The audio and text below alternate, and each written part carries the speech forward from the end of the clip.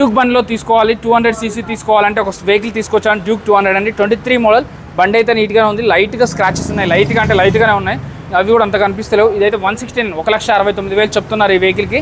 But ఈ vehicle అది fix కాదు. నా వీడియో చెప్పండి ఏఆర్ మోటార్స్ మహేష్ చెప్పాడని చెప్పండి, 15,000 వరకు డిస్కౌంట్ తీసుకోండి.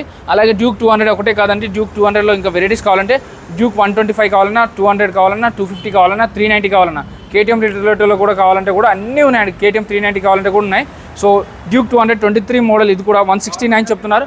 డౌన్ పేమెంట్ అయితే 30,000 కట్టి డ్యూక్ బండి తీసుకెళ్ళిపోండి. బట్ మీ సివిల్ స్కోర్ అనేది బాగుండాలి. మీ సివిల్ స్కోర్ ఒక్కటి బాగుంటే 30,000 డౌన్ పేమెంట్ కేటీఎం బండి అనేది వచ్చేస్తుందండి.